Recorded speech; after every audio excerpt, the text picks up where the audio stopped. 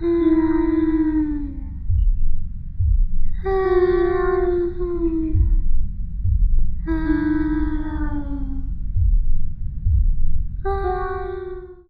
everybody, this is Midnight Mira. Welcome back to my scary stories. The story for tonight is The Phantom Call at 2:13 a.m.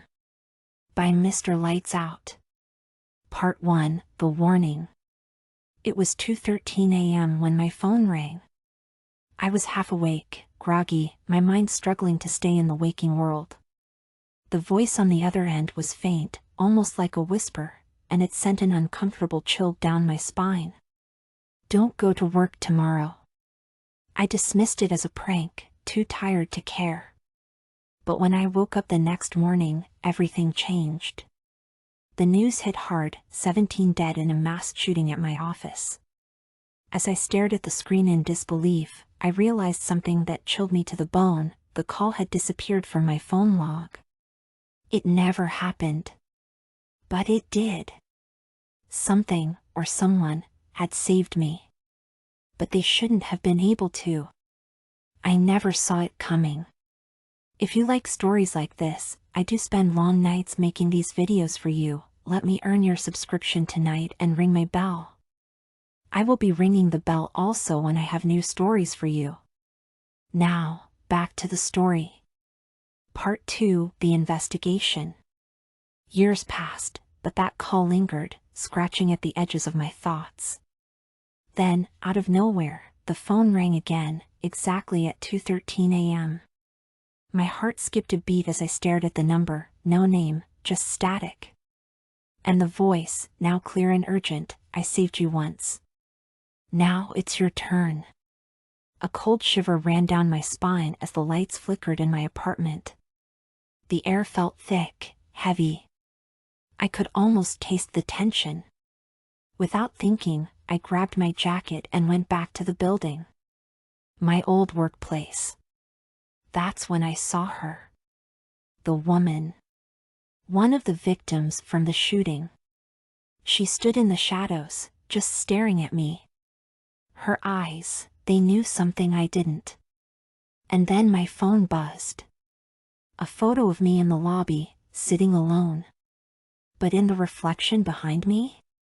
A figure. A shadow that shouldn't have been there. Part 3, The Haunting. It was 2:13 a.m. again, and my phone rang. The same voice from years ago. You have 24 hours. Panic started to take root in me. I locked every door, checked the windows, tried to trace the number. But there was nothing. It was like the call came from nowhere, from everywhere. And then, it's here. The lights went out. The room went pitch black. My heart pounded in my chest as I heard something move. A figure, twitching in the corner. It wasn't human. It grinned, the smile stretching too wide. And then it whispered in my ear, "Run." Part 4, The Escape. I didn't look back as I ran, my breath ragged, legs burning as I fled through the night. By morning, I thought I had escaped. The sun was rising, the air clear. But that night, at 2:13 a.m., my phone buzzed again. You should have listened. My bedroom door creaked open. I held my breath, waiting. But I was alone. For now. Then my phone buzzed again, and this time, it wasn't a message, it was a video. I tapped it, my pulse quickening. The video was shaky, filmed from inside my apartment. The final few seconds showed me, asleep in bed, and a dark figure standing over me, grinning. Part 5, The Next Target. The phone rang again. This time, the caller ID was my own number. My throat tightened, but I dialed back. A woman's voice answered, trembling. You're the one who called me first, she whispered. The line went dead, the cold air thickening around me. I thought I was free. I thought I could escape. But now, I had to do what was done for me. I had to save someone else. But how? Who could I trust? Part 6, The Curse of the Unknown Number. I met others, survivors, like me. Some had been saved. Others hadn't. The ones who ignored the call. They were gone. No records. No news. Just vanished. An old man, a former recipient of the call, found me. He had that haunted look, the kind you only get when you know too much. If you try to stop it, he warned, it will find you. And when it does, you don't just die. You become part of it. Part 7, Breaking the Loop. Then, at 2:13 a.m., it came again. You can stop it. The message was simple. But the price was steep. Someone had to take my place. Someone had to receive the call. Save a stranger, and I could live.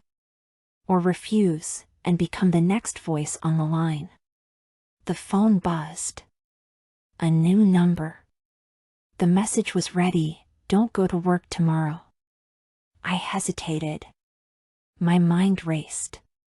If I didn't send it, I knew I wouldn't make it to morning. What would you do? That's it for this episode. Thanks for coming. Come back for some more stories, guys. Kind regards to you. Are you brave enough to step into the pages of the unknown? Hit that like button if you love spine-chilling horror, subscribe if you want more terrifying tales, and comment below, would you take the comic book or risk the clown's wrath? And please ring the bell for notifications, I will ring the bell also for you. And if you love horror that keeps you up at night, check out my books on Amazon, available in ebook, paperback, and hardcover. All from Mr. Lights Out, the master horror fantasy author from the Philippines, an expat and vet. Writing books and making videos is his self-cure for minor PTSD. The nightmares don't have to end here, but once you start reading, will you be able to stop? The link is in the description below. Thanks to Lara's horror sound on YouTube. But beware, some tales will not stay on their pages. Dare to read. The Aria the Aswang Slayer series, where creatures of the night are real, and they are hungry. The Curse of the Manananggal, a tale that seeps into your mind and lingers. The stories are waiting. The shadows are watching.